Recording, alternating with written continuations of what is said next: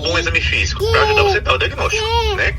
Então, você usa para exame físico, para diagnóstico, perdão, observações que você faz, movimentações, manobras, tudo bem. Vamos lá, só um momento. Alguém entrando aí? Ele para demais a aula. Deixa o povo entrar e continuar a aula. Chique agonia. Tô agoniada também. Vamos lá. Inspeção estática. Algumas doenças eu posso diagnosticar só de olhar o paciente. Olhei, bom, ele tem isso. Por exemplo, chega ao seu consultório alguém com queixa de dor na coluna. Meu pescoço está doendo. Não é Se você observa o paciente, ele tem uma postura sifótica. Então, há correlação direta entre a alteração postural que ele apresenta e uma clínica que ele tem. Eu sei que ela faz. Mas, tenho muita dor na minha lombar. Várias coisas podem cursar com dor lombar. Mas uma hiperlordose, uma gordura abdominal proeminente favorecem a clínica de dor na coluna. Então, olhar, eita, eu vi isso aí, me dá uma ideia do que pode ser a causa da patologia do paciente. Ajuda no diagnóstico. Por exemplo, isso daqui, pessoal, chama-se de ângulo de carregamento. Peraí. Você não tá fazendo de novo, Tá automaticamente, mas tudo bem.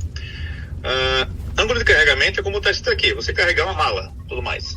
Esse ângulo pode ser alterado, por exemplo, se a pessoa na infância teve uma fratura de cotovelo e evoluiu com concentração viciosa, ficou para dentro ou para fora o cotovelo da pessoa, então ela vai ter uma alteração nesse ângulo de carregamento.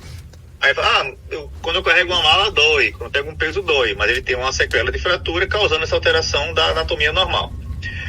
Observem que o cotovelo, ele é valgo, naturalmente, né? Aí temos aqui os conceitos de valgo e de varo.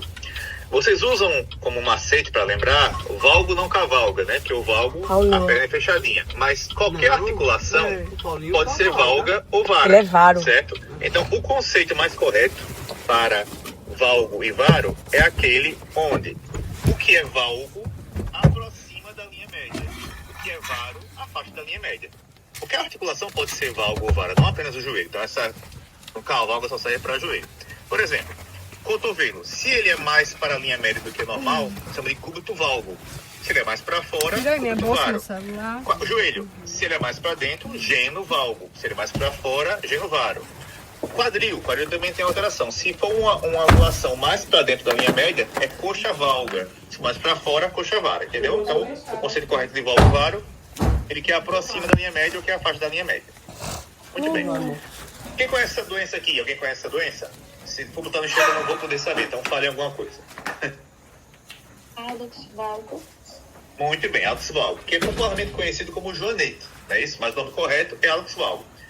Observe, no Alex valgo, o dedo está para fora da linha média. Então esse conceito está errado. Não, porque lembre, valgo e varo são alterações articulares. Enquanto que o dedo está para fora, esta articulação está indo para dentro da linha média.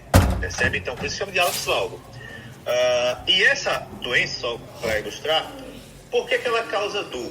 Ela causa dor por dois motivos. O motivo secundário é que essa preeminência que acontece devido ao desvio do dedo, atrito no sapato pode causar dor.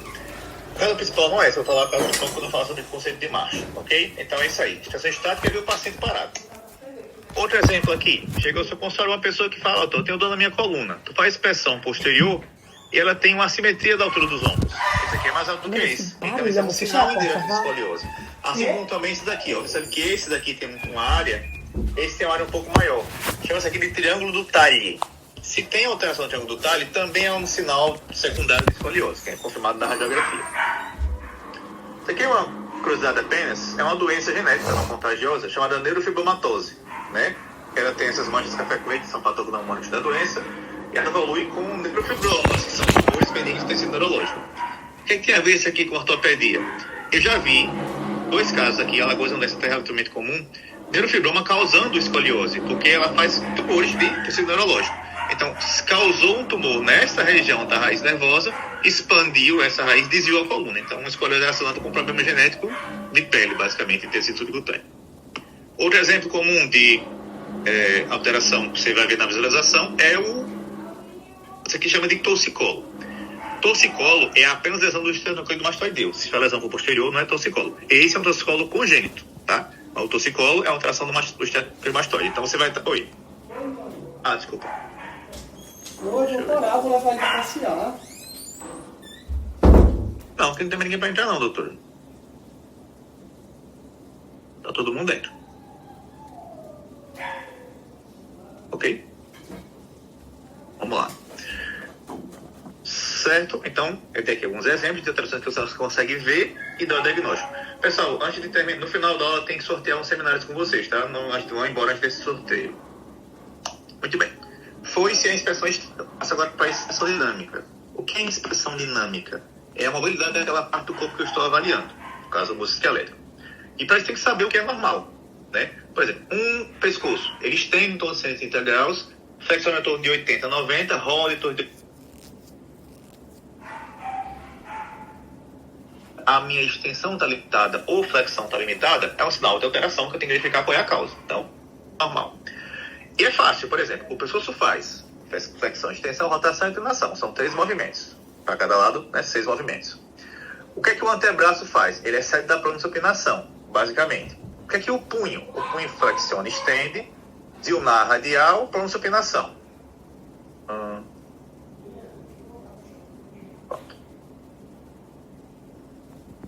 Certo? Então eu tenho que conhecer o que é mobilidade normal para poder verificar essa mobilidade normal. Por exemplo, uma situação que é muito relevante na ortopedia. Alguém que, porventura, na infância, adolescência ou fase adulta, tem a fratura de antebraço, que não tem uma consolidação perfeita, pode perder parte da pronossupinação. Esse é o momento mais importante do antebraço, porque ele excede para abrir porta, pentear cabelo, comer, tudo é fácil com pronossupinação. Então, quem tem limitação nessa mobilidade vai ter muita deficiência na sua vida, né? Independente. Certo? Nós temos o caso especial, que é o ombro. Enquanto que o punho faz 6 movimentos, o ombro faz todos os movimentos, né? É uma articulação de ampla mobilidade. Então, se convencionou, que chama de teste funcional, que são esses 4 movimentos. Tem livro que tem 5, eu faço com 4. Que movimentos são esses aqui? Você pede os movimentos, verifica a resposta do paciente. Se ele faz com dor, se não consegue fazer. Quais movimentos são esses? O paciente está em posição anatômica, pede para colocar a mão no ombro oposto. Segunda movimentação é a mão nas costas, aqui na cintura. Terceira é mão na nuca. E a quarta é elevar o plano da escápula. Faz os 4 movimentos. Então, senhor, coloca a mão no outro ombro. Se ele faz sem dor, essa movimentação é indolor. Se ele consegue completar, mas tem dor na movimentação, é mobilidade preservada com queixa dolorosa. Agora, minha mão só vai até aqui. Então, ele tem limitação da mobilidade. Entenderam? Todos os movimentos de qualquer articulação, o ombro tem esse caso especial que é o teste funcional. Então, dinâmica já foi. Um segmento especial da dinâmica é a marcha, certo? Vamos lá. O que diferencia locomoção de marcha? Locomoção é qualquer deslocamento. Nessa figura aqui tem um cara andando com a mão, um bulldog skate, um bebê engateando. São locomoções. Mas o que é marcha? Marcha é a locomoção feita com máxima eficiência energética. É por isso que todo animal anda igual, mais ou menos parecido. Todo cavalo anda igual, todo ser humano anda igual. Que é a maneira que o ser humano evoluiu para se deslocar, gastando a mínima energia possível. Certo? Olha para vocês isso aqui, mas aí entendo, pessoal. A marcha é um marco em qualquer ser humano, tanto de desenvolvimento quanto de independência. Por exemplo, você tem um filho de 1 ano. Meu filho já andou com 11 meses. Andou muito cedo, tá? Com desenvolvimento neurológico normal. O filho tem 1 ano e meio e não andou ainda. Um sinal de alerta. Alguma coisa está acontecendo que está retardando a marcha dessa criança. Ainda 1 ano e meio dá o quê? 2 anos sem andar, algo está muito errado. E no extremo da idade, meu avô tem 70 anos e anda para todo canto. Seu avô é independente, tem uma boa saúde. Meu avô tem 70 anos e é acamado, não consegue caminhar. Então, marcha é um marco importante em independência e desenvolvimento de qualquer pessoa, certo? A marcha, ela tem conceitos. E para que eu tenho que saber isso aí na minha vida? Como é que eu vou usar isso aí? Simples. Muitas doenças cursam com alteração da marcha. Então, se eu sei avaliar o que é uma marcha normal, eu vou verificar, não, essa marcha está faltando isso aqui, está diferente. E ao identificar essa situação alterada, eu posso dar um diagnóstico, por exemplo. Então, vamos lá. Conceitos envolvidos da marcha. Passo. O que é um passo? Passo é o que acontece entre encostar um pé no chão até o outro pé no chão. Então, isso daqui é a distância de um passo. Passada é a soma de 2 passos. Enquanto, por exemplo, pé direito, pé esquerdo. Quando eu voltei a ter o pé direito no chão, é uma passada.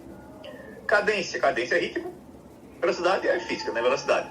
Por exemplo, uma pessoa idosa, ela pode ter uma cadência acelerada com velocidade diminuída, ela dá passinhos curtinhos.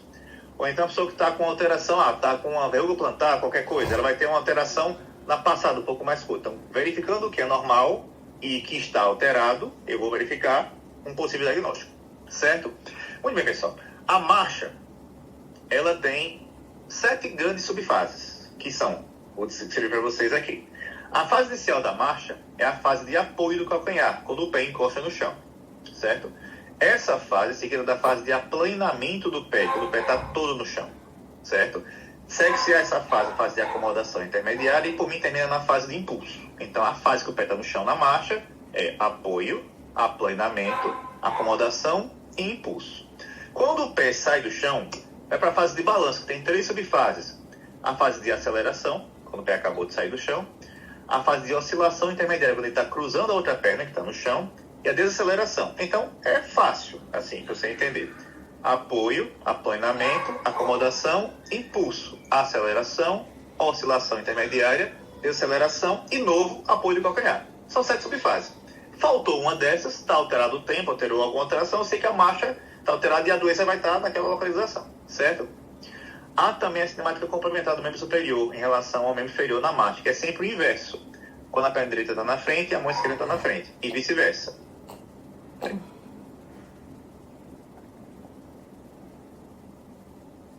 Pronto. E para que serve essa cinemática complementar? Ela serve para ajudar no equilíbrio. Então, se eu andar com meus braços retos, eu vou andar. Mas eu vou gastar mais energia para me equilibrar. Então, lembre, isso ajuda na eficiência energética da marcha.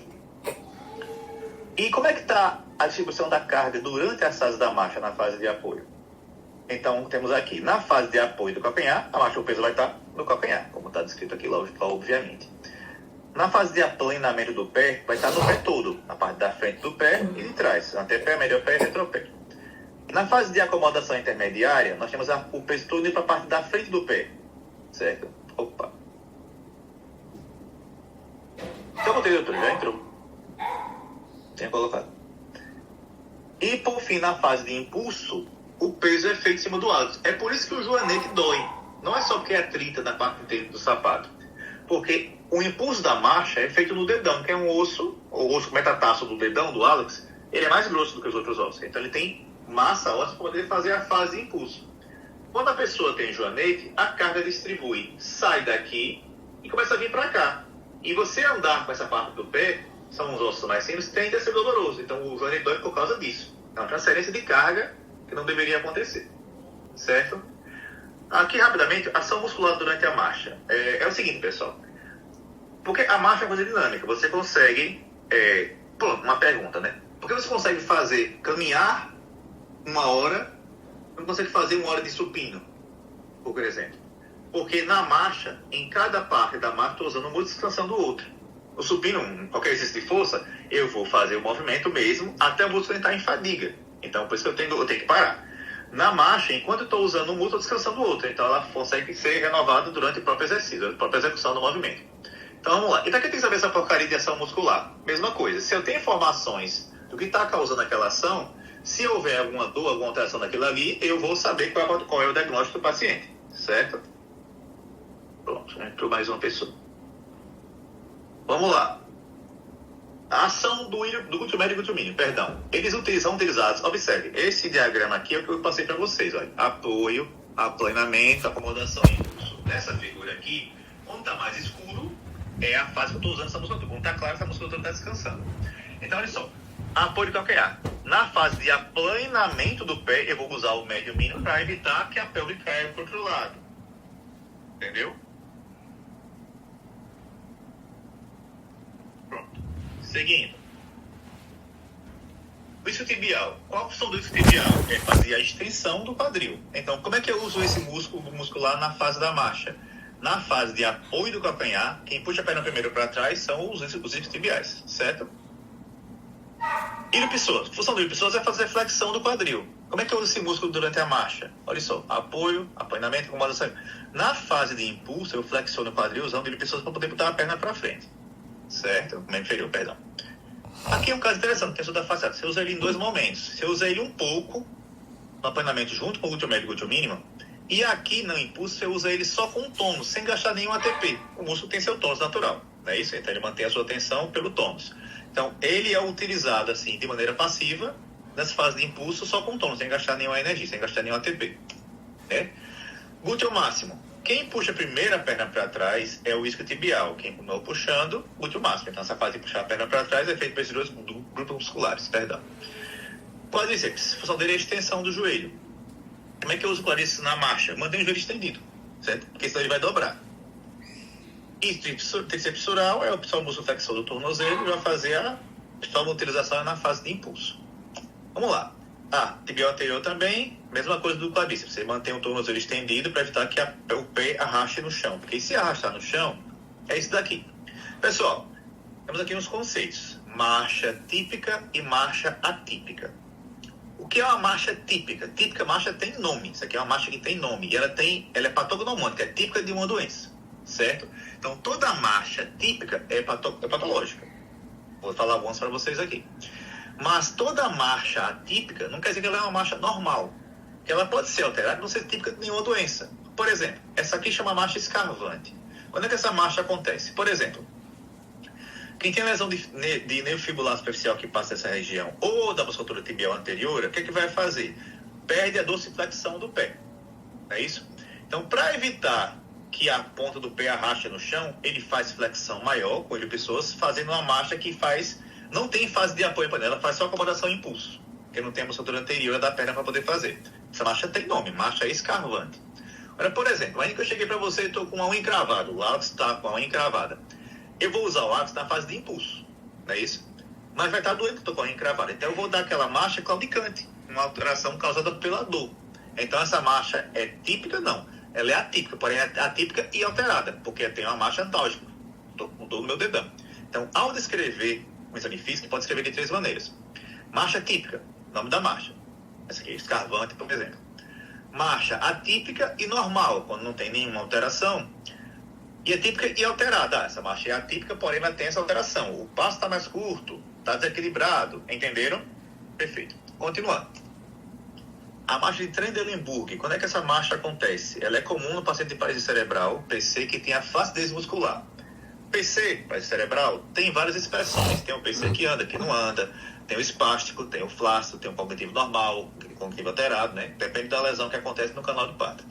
Então, essa marcha de Trendelenburg acontece no PC que tem flacidez, entendeu? O que é que acontece durante a marcha normal? Botou o pé no chão, o glúteo médio e o glúteo mínimo vão segurar para evitar que a pelve caia e você tem aquele rebolado, né? A pelve balança. Quando o glúteo médio e o mínimo são incompetentes, são flácidos, ao colocar a perna no chão, a pelve cai para o outro lado. Então é a marcha de Trendelenburg, a marcha típica de quem tem essa alteração, né?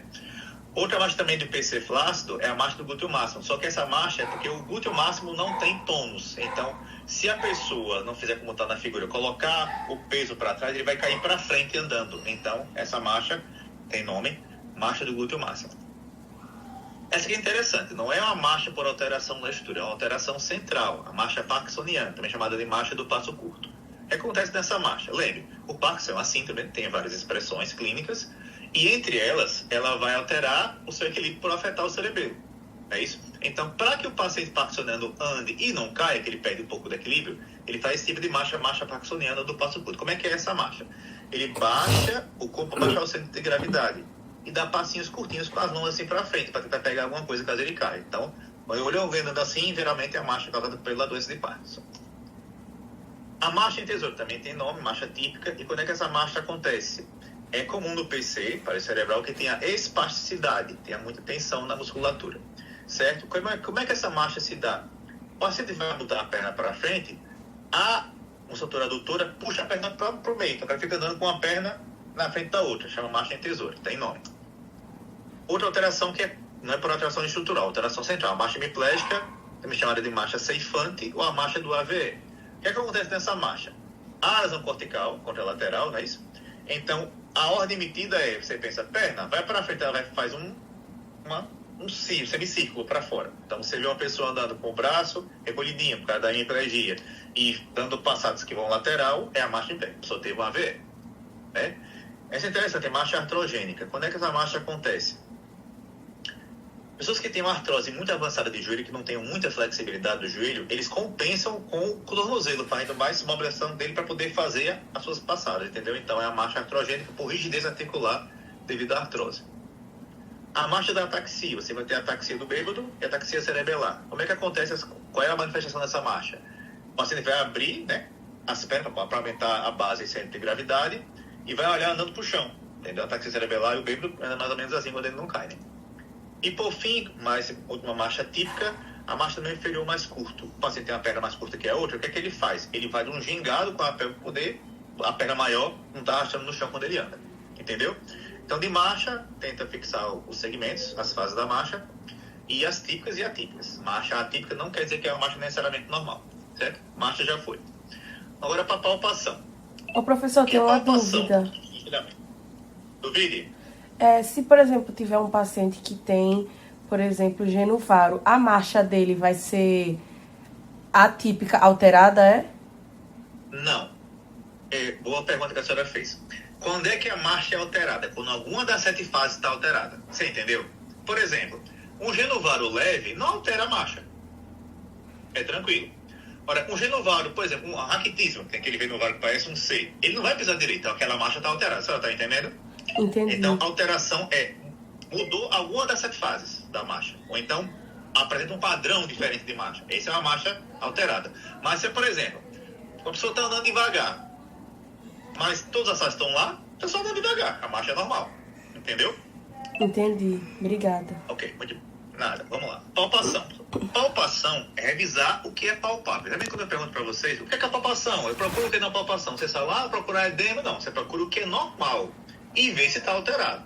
Por exemplo, palpar a coluna cervical. O que é eu palpo na cervical? Eu palpo, basicamente, musculatura do trapézio, ligamento interespinhoso e processo espinhoso só. Eu não palpo a vértebra cervical, por exemplo. Entendeu? Então, eu vou ver o que é palpável e se for doloroso, alterado, adormecido, eu vou verificar essa alteração. Um macete para vocês, que é da palpação. O cotovelo, em flexão, você palpar o epicôndilo medial, lateral e a ponta do olecrano, eles formam um triângulo isósceles, onde a base é maior e os lados são iguais, certo? E em extensão, essas estruturas anatômicas formam uma linha reta. Então, por exemplo, você está no interior, não tem raio-x no seu posto lá que você está trabalhando. Chega uma criança, uma pessoa com um trauma de cotovelo. Você faz essa palpação aqui, em flexão e em extensão. Se em linha reta, se em extensão não tiver linha reta, está quebrada fora do lugar. Entendeu? Macetezinho de palpação. Então, palpação é isso. O que é palpar? Por exemplo, no joelho. Eu palpo o ligamento cruzado anterior no joelho?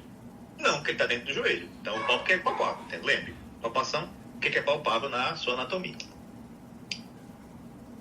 Vamos lá. Neurológico. Quando for relevante, você faz. Nem sempre é relevante. Vamos lá. Pessoal, esse conceito vocês conhecem. O conceito de dermátomo, não é isso? O que é um dermátomo? É a projeção de uma raiz nervosa central para a periferia. Certo? Daqui tem um conceito importante, o conceito de dor irradiada. Que vocês usam esse conceito errado às vezes, né? Tentar corrigir isso daí. Pessoal, uma dor irradiada é uma dor que tem origem neurológica e segue um dermátomo. Entendeu? A nomenclatura correta é: usa de maneira errada, irradiar a dor de cá para cá. Se é irradiada, ela tem que ser de origem neurológica. Por exemplo, uma dor que vem da lateral do joelho anterior da perna e medial do tornozelo corresponde à raiz genicuática. Isso é uma dor irradiada. Então ela vai seguir o trajeto dessa raiz nervosa.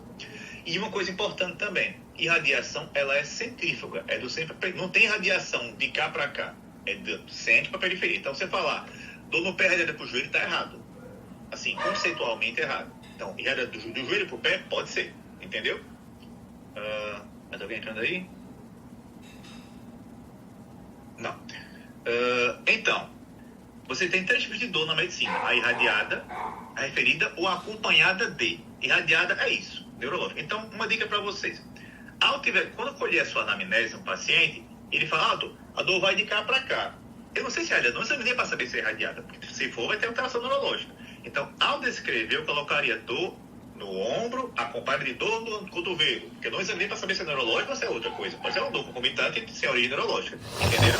Então, essa é uma dor irradiada, sempre central para a periferia. O que é uma dor referida? Referida não tem a ver com anatomia neurológica, tem a ver com o folheto embrionário. A mais famosa medicina é a dor do infarto, né? Que pode ser na rede cervical esquerda, mesmo cervical esquerda. Tem no cinema, o cara tá dor do braço esquerdo. Corresponde geralmente à dor infarto do miocárdio, certo? Uma outra também, exemplo de dor referida, chama-se dor do Lafon, que é dor na cervical direita, que tem a ver com a vesícula biliar, entenderam? Então, isso é referida.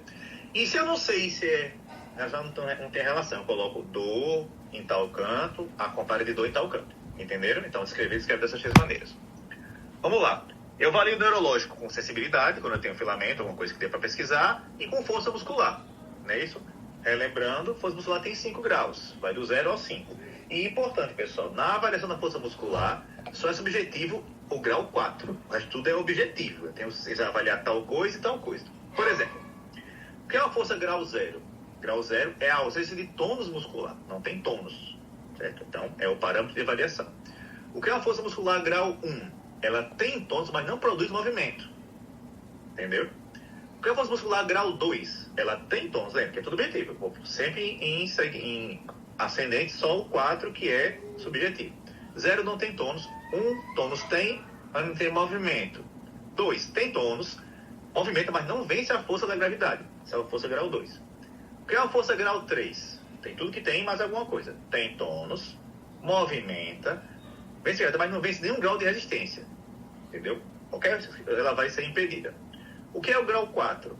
Tem tônus, produz movimento, vence a gravidade, agora vence apenas algum grau. Aquela força está um pouco diminuída. Esse é o objetivo, tem que avaliar com vocês. E 5 a força preservada. Entendeu? Então, eu vou descrever um neurológico. Contraído, se está contraído com força, é grau 5. Se você resiste e não consegue fazer nada, é um grau 3. Entendeu? Vamos lá. Então, é isso aí. E também avalio com os reflexos. Então, o neurológico é feito com sensibilidade, força e reflexo. Só tem 5 reflexos no corpo humano. Vamos aprender para poder desenrolar na sua vida, né? Isso é útil, pessoal, porque, assim, sem falar no começo da aula, como eu falei hoje. Eu não gosto de ortopedia, beleza. Você pode não gostar de ortopedia, mas você tem que saber. Sabe por quê? Seguinte, você se forma, vai dar plantão de porta de clínica, vai pegar um PSF, beleza, esse tipo de coisa. Pessoal, via de regra, você está numa porta de clínica médica, chega 100 pacientes, vão ser 30 ou 40 de ortopedia para você ver, que é muito comum uma queixa ortopédica, entendeu? A adesão é mais ou menos assim, 100 pacientes numa porta de clínica, 50 é carne de pneu, que é a maioria, infecção respiratória, o pico hipertensivo, essas coisas. Metade é carne de pneu, tem que saber isso aí bastante. 30, 40 é ortopedia. O resto é tudo da medicina. Queixa oftalmológica, queixa psiquiátrica, queixa de otorrino. Então, mesmo que não goste, você tem que saber, certo? Porque, hoje tá concorrido, né? Não tá tão fácil pro médico como era antigamente. O cara oferece um plantão pra você. Tu resolve a ortopedia, resolve não. Então, chama alguém que resolva. Então, tem que saber porque você não gosta. Tá certo? Vamos lá. Nível neurológico de C5. Como é que eu avalio a raiz C5? A ação motora é a abdução do ombro e flexão do cotovelo. Reflexo bicipital. E a sensibilidade é a borda lateral do braço e do cotovelo. Certo? Se está dormente aqui, é C5. C6. Ação motora também flexão do cotovelo e extensão do punho. Certo? Reflexo estilo radial. E sensibilidade é a borda lateral do cotovelo, aqui antebraço, até o primeiro e segundo quirodáctilo. O cotovelo aqui é com C5. C6 aqui. C6, tá? C7. Ação motora é a extensão do cotovelo, punho flexiona, estende os dedos. Reflexo tricipital e sensibilidade do terceiro quirodáctilo. Certo? Vamos lá. C8 não tem reflexo. A ação motora é adução de dedos e flexão de dedos e sensibilidade dessa região aqui, quarto e quinto quirodáctilo, até antebraço fora do cotovelo, porque cotovelo é T1, ok? Muito bem, isso é membro superior. E membro inferior? Só tem 2 reflexos no membro inferior. O de L4, reflexo patelar, é pesquisado no ligamento patelar. A ação motora é eversão ou supinação do tornozelo. Sensibilidade é aquele dermato que eu mostrei naquela figurinha anterior, certo? L5 não tem reflexo. A ação motora é extensão do hálux, e sensibilidade do dermato correspondente. E S1 reflexo aquileu, ação motora é eversão ou pronação no tornozelo e sensibilidade daquele dermato que eu mostrei na figurinha anterior, certo? Aprende, vamos usar na sua vida isso aqui, né? O que me diz informação de eu pesar um reflexo? Aí chega para você, eu tô com uma dor da coluna que vai para minha perna. Será que é neurológico? Vou saber. Faço força, tá um pouco alterada. Faço reflexo, tá assimétrico. Um tá maior do que o outro. Então, aquele caminho neurológico tá alterado. Então, varia o diagnóstico só pelo exame clínico, ok? Neurológico, check. Vamos lá.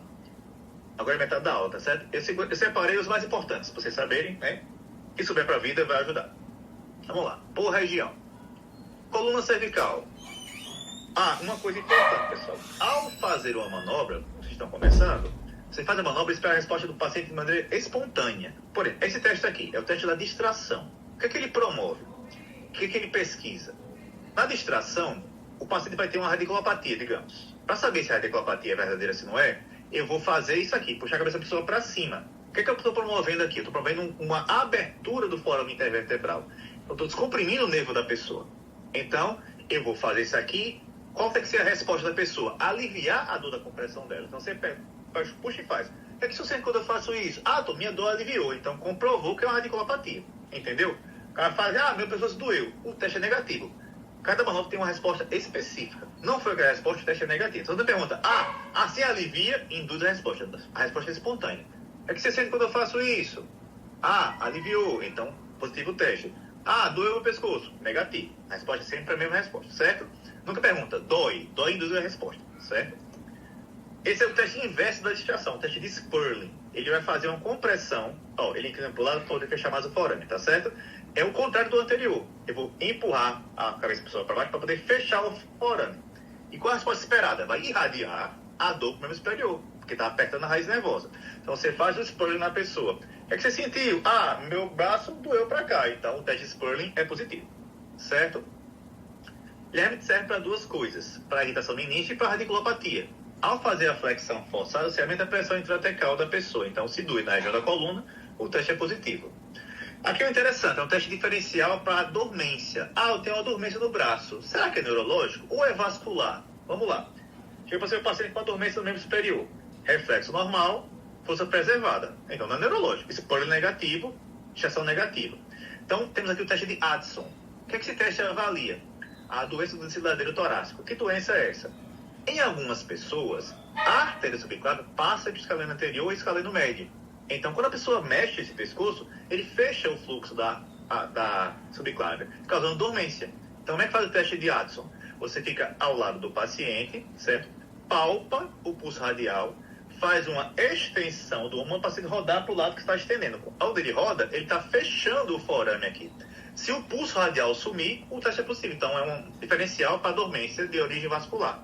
Entenderam? Muito bem, cervical já foi. Coluna torácica, pouca coisa torácica. Teste aqui famoso, teste de Adams, perdão. É um teste para escoliose. Como é que faz o teste de Adams? É feito assim, ao nível das coisas. Se eu vir de cima, eu não vou ver direito a gibosidade. A gibosidade é isso daqui.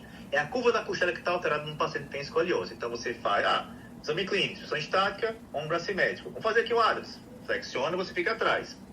Se você vir a gibosidade, indica que o paciente tem escoliose. Teste de Adams positivo, certo? Ou o teste que você vai ter para a região torácica é o teste para o serrátil insuficiente. Como é que faz esse teste? O paciente empurra a parede desse jeito aqui. Se a escápula levantar, é a famosa escápula alada, então diferença do serrátil, certo? Torácica, check. Lombar, tem muitos mais, estou só o mais importante aqui para vocês, tá certo? Vamos lá. Doutora, é para escoliose sim. Entendeu? Schober modificado. O que esse teste avalia? Avalia a doença de... Alguém sabe? Não. Espondilite anquilosante, tá certo? A figura é feminina, mas é mais comum no homem, tá certo? O que é espondilite anquilosante? É uma doença autoimune, mais comum no sexo masculino, onde ocorrem calcificações de ligamentos, principalmente na região da coluna. Então o paciente vai olhar com rigidez articular da coluna, certo? Faz aquela camada coluna de bambu, na imagem radiológica, não é isso? E como é que faz o teste de Schober modificado? O paciente fica em pé, você delimita um espaço de 15 centímetros na lombar do paciente e manda ele fazer uma flexão da lombar. Quem não tem rigidez da lombar vai aumentar esse espaço em torno de mais ou menos 7 centímetros. Se você fizer flexão e não aumentar nada, o Schober quantificado é positivo. Ele diz que tem rigidez, que é muito comum na espondilite, tá certo? Teste de Lazeg, mais ou menos o teste da ortopedia. O que o teste de Lazeg promove? Ele promove uma tração na raiz do ciático, certo? Como é que faz o teste de Lazeg? Decúbito dorsal, você faz uma flexão do quadril do paciente com o joelho estendido. E é possível entre 30 e 70 graus. Por que só até 70 graus? Porque mais de 70 graus a tração é igual a 70 do nervo ciático. Então, se eu fizer 90, puxando o glúteo, estou puxando o nervo. Entenderam? Então, você vai fazer o teste até 70 graus. Aí você fala, o que é que você sentiu quando eu fiz esse levantamento da sua perna? Doeu aqui na minha coluna. Será que é possível ou é muscular? tem o teste que é o seguinte, vai sensibilizar o laser. Vai 70 graus para o teste padrão. Para confirmar, você baixa 10 graus e faz uma dorsiflexão do pé. Puxar o certo do mesmo jeito. Se a dor for igual, o laser é positivo. Certo? Perfeito. Teste para nervo femoral estirado. Feito a culto ventral, você faz uma flexão máxima do joelho do paciente, só nessa posição. Doeu anteriormente, lesão do nervo femoral, mas como um pouco pós-trauma, tá certo? Teste de Budzinski. Duas coisas, irritação meninge e radiculopatia também. Como é que faz o teste de Budzinski? Você faz uma flexão máxima do cervical do paciente e corpo dorsal. O que vai acontecer nesse caso? A pressão trabecal vai aumentar. E para ele faz a flexão dos joelhos. Então o teste tem que ser as duas coisas. Flexão o cervical e dá um jeito para poder diminuir a pressão trabecal. O Kernig é um teste complementar ao teste de Laseg também. Também é para radiculopatia. Só que o Laseg é feito num tempo só. Deitou, levanta. O Kernig é feito em 2 tempos. O tempo 1, que é joelho e quadril a 90 graus, ele é indolor. Então, bota essa posição aqui. E faz a extensão, mantendo a flexão do quadril a 90 graus. Se doer na região lombar, o Kernig é positivo, para radiculopatia. Certo? Na física é um teste mais de curiosidade. Você vai apertar as carótidas, uma paciente tossir. Se doer na região lombar, o teste é positivo. Certo? E o teste Fabry, o teste de Patrick. Olha só. Há quem diga que Patrick avalia quadril para osteoartrose. Não é patognomônico. Ele é avaliado basicamente para saprolita. Você vai fazer Fabry. Se doer aqui no quadril, não me diz muita informação. Agora, se doer na sacrílica, e tem que ser na sacrílica contralateral, o teste é positivo. Certo? E assim, essa posição, você segura a pelve e faz a rotação interna do quadril desse lado. Forçando esta sacrílica contralateral. Se o cara fizer assim, doer no mesmo lado, o teste é negativo. A dor tem que ser do outro lado. Ok? E, por fim, o teste para simulação, que acontece, né, infelizmente. Teste de Hoover. Como é que faz o teste de Hoover? Mas ele fala que tem radiculopatia. Será que é verdadeira ou ele está fingindo? Você faz assim. Coloca a mão nisso aqui lá no livro, tá? Estou inventando não. Coloca a mão no calcanhar do paciente deitado, vamos levantar uma perna de cada vez. Quem tem radiculopatia verdadeira vai ter que fazer força numa perna para poder levantar outra. Ele faz assim, empurrão para poder levantar outra. Então ele tem radiculopatia, o teste é negativo. Agora, se ele fizer e não fizer força, ele está simulando. Então o teste é positivo. Ok? É para identificar a simulação. Muito bem, lombar já foi. Vamos para ombro. Muito bem, pessoal. Ombro tem muito teste, eu vou separar os mais importantes aqui para vocês, tá? Muito bem. Primeiro, doença do impacto. O que é doença do impacto? Em algumas pessoas, o osso acrômio ele tem um formato mais padrão, chama acrômio ganchoso. Ele pode ter 3 conformações anatômicas. Ele pode, aqui está o úmero, tá certo? Ele pode ser reto, curvo ou ganchoso. Quando ele é ganchoso, a pessoa, ao fazer flexão, encosta o úmero do acrômio, favorecendo lesões do banquete rotador. Certo? Isso é alteração anatômica. Nasceu assim. E para saber se é isso, tem 3 testes. Teste de Neer, Hawkins-Kennedy e teste de Yocum. Os dois quem faz é dois, é quem faz a própria pessoa. Como é que é o teste de Neer? Você fica às costas do paciente e faz uma flexão rápida assim. Se causar dor, o teste é positivo. Hawkins-Kennedy, você faz uma rotação do ombro do paciente, causa também choque do úmero com acrômio. Se for doloroso, é positivo. E Mefariol, você pode fazer aí mesmo. Coloca a mão no tomo e faz isso. Se doer, teste é positivo. Perfeito? Para doença do impacto. Teste de Job. O Job avalia a lesão do supraespinhal. Teste para manguito rotador. A figura engana, não é para fazer abdução, é para fazer flexão contra a resistência. Então o paciente fica nessa posição, roda o polegar para dentro e faz uma flexão do ombro contra a sua força. Se for doloroso, o teste é positivo. Perfeito? Teste de Speed para tendão do bíceps. Mas se faz teste de Speed. Uma observação. Só faz bilateral ao mesmo tempo o jogo. O resto todo mundo um braço de cada vez, tá certo? Speed, que ele quer que ele avalie? Ele avalia a tendinopatia do bíceps. E bem que faz o teste de Speed. Você palpa o sulco bicipital, o paciente faz uma flexão com o cotovelo reto, ou seja, só com o ombro, contra a sua resistência. Se doer aqui no sulco bicipital, é positivo para tendinopatia do bíceps. Certo? Teste para infra, tem 2 testes. O infra sem nome e o teste de PAT. É basicamente uma rotação externa contra a resistência. Só que no PAT é feito com abdução. Você roda para fora contra a sua força. Se for doloroso, é positivo. Gerber, quem faz é o paciente. Você vai fazer teste de avalia subescapular. Você deve colocar a mão nas costas, desencostar e contar até 10. Se for doloroso, se for indolor, é negativo. Se faz com dor, é positivo. Se não consegue desencostar, é positivo. Então, qualquer dor nesse teste, ele é positivo. Tá certo? E teste para instabilidade. Tem 2 testes. Teste da gaveta e suco. Tem gaveta no ombro, joelho e tornozelo, tá? Gaveta você vai fazer o seguinte. Segura aqui a sua escapular e bota o meio para frente e para trás. Se houver muita translação, indica a instabilidade do ombro. O que é o teste do sulco? O sulco é você puxar o braço da pessoa para baixo. Se for instável, vai fazer uma presença do acrômio aqui. Então chama o sulco, porque o sulco aparece embaixo do acrômio, tá certo? Então, ombro, já foi. Cotovelo, só tem 3 testes, rapidamente. Para a doença mais comum de são as epicondilite lateral e epicondilite medial. Para a lateral tem 2 testes. Teste de Cosen e teste de Mill. O Cosen é feito assim. Palpa o epicôndilo lateral e faz uma extensão do punho contra a resistência do examinador. Se doloroso aqui, é positivo o teste. O Mill é só fazer flexão máxima sem resistência nenhuma. Se doer aqui, é positivo também. O medial é mais difícil de fazer, que é para entender o seguinte. Você palpa a região medial do cotovelo do paciente e faz desionar contra a sua força. Entendeu? Se for doloroso na região medial do cotovelo, o teste é positivo. Então, o cotovelo já foi. Vamos lá. Punho. Pode fazer aqui na sua casa agora. Teste de Finkelstein. Ele avalia uma tendinopatia chamada tendinopatia de Kerven, que é a lesão inflamatória do meio túnel extensor do punho. Eu falei de Kerven, o Finkelstein, perdão.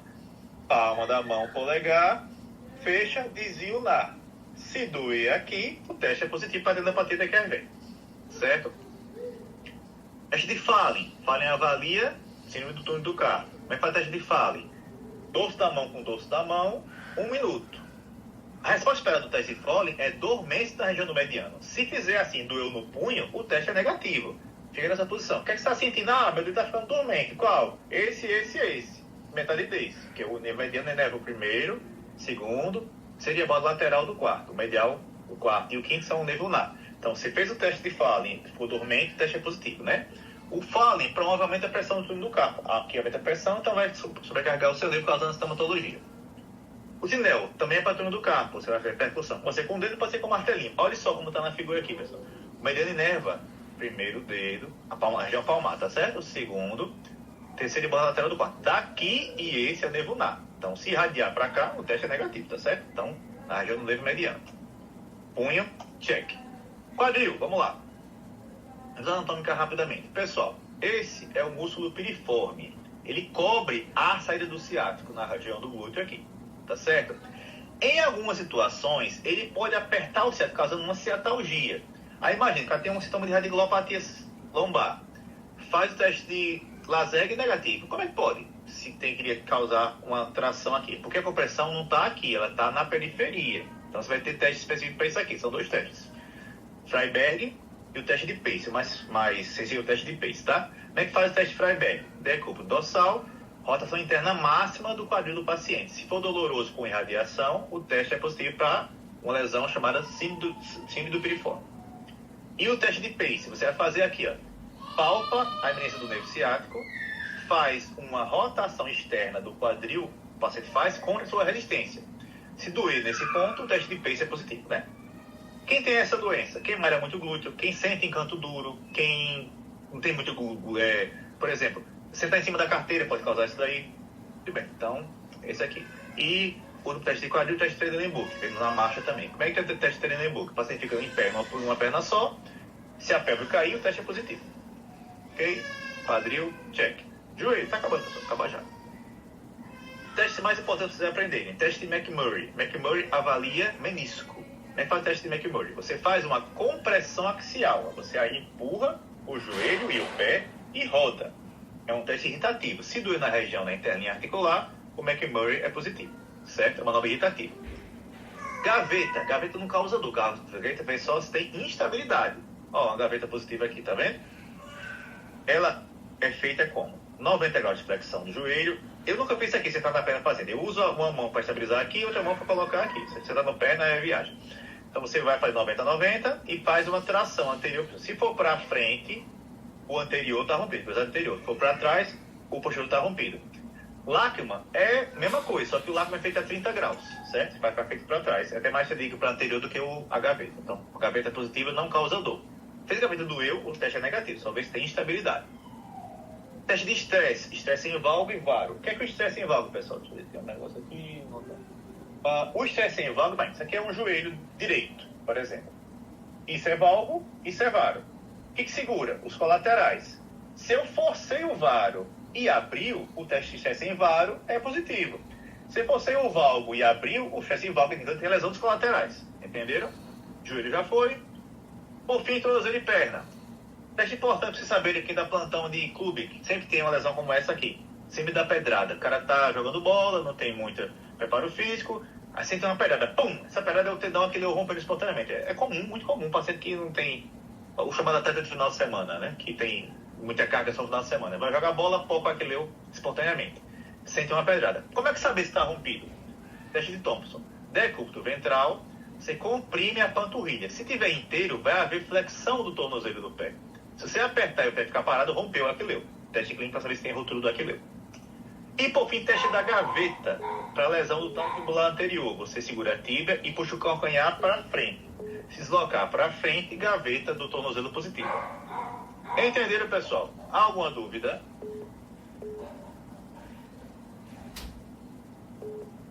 Alguma dúvida? Alguém? Tem alguém aí? Bom, pessoal, vamos sortear os seminários agora. Olha só como é que é. É o seguinte. Como é que se compõe a nota teórica da ortopedia? Ela é composta por prova teórica, que vale 8 pontos, e o seminário. Como é que é o seminário? É o seguinte. Essa aula é bem longa, né? Hoje foi rapidinho, mas geralmente ela é mais não quando era dada presencialmente. As seguintes são mais curtas. E foi pedido para nós, para as especialidades, fazer atividades que aumentassem o conteúdo programático de vocês. Então, como é que a gente fez? A gente vai sortear esses temas aqui. Deixa eu ampliar para vocês verem aqui. Entre os grupos. E a partir da semana que vem, que vai ser vão ser as próximas teóricas, depois da teórica vai ter cada grupo apresentando um tema desse, que são 5 semanas de ortopedia, não é isso? Primeira semana não tem, porque é a aula de semiologia, que eu daria nessa segunda. Aí tem, segunda semana vai ser pertodo por ventículo dactilia. Terceira, pondartrose, tração discal, podolistese. Quarta, osteoporose, tendinopatia. E quinta, fazer obstétrica e calcifólico congênito. Então vamos lá. Quais são os grupos de vocês aí? Que grupos vocês têm? Bota aqui no chat para mim, por favor. A1, B1, B2. A1, B1, B2. Eu vou fazer um sorteio aqui no celular, tá certo? Espera aí. Ou então tá. Então, semana que vem vai ser o grupo B1, certo? Na terceira semana, estou só atendendo aqui no telefone.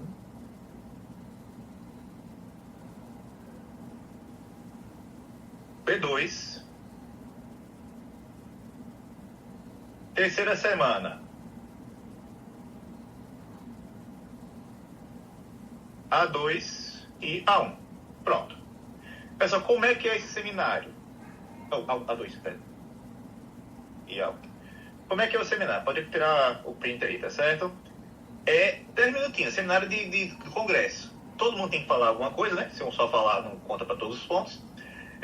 Depois que faz o seminário, a gente faz uma provinha sobre o seminário de vocês. Então, vocês assistem o seminário para poder responder essa provinha, 2 questõezinhas só. Vale 2 pontos para compor a prova teórica. Então, a teórica vale 8 e o seminário vale mais 2. Então, por exemplo, se alguém do grupo B1 não for na semana que vem, não vai ter os 2 pontos, então vai ter a nota mais valendo 8. Entenderam? Isso daí? Pronto. E cobra na prova o que é dado no seminário também. Então, todo mundo fala alguma coisinha para poder ter a variação da sua nota da pós-classe. Tá certo? Mais alguma coisa? Então é isso. Faz uma repetição rapidinha, 10 minutinhos, e a gente pergunta sobre isso daí. Deixa eu só fazer uma cópia aqui para poder encerrar a aula, certo? Entendeu? Qualquer dúvida de exame físico vai ficar tirando nas aulas práticas, entendeu? Que sempre vai ter, executar sempre esse tipo de coisa e a gente vai refinando. Certo? Ok? Então, boa noite para vocês e até as práticas. Comigo sempre um e-mail lá no laboratório lá perto do SESMAC, ok? Boa noite.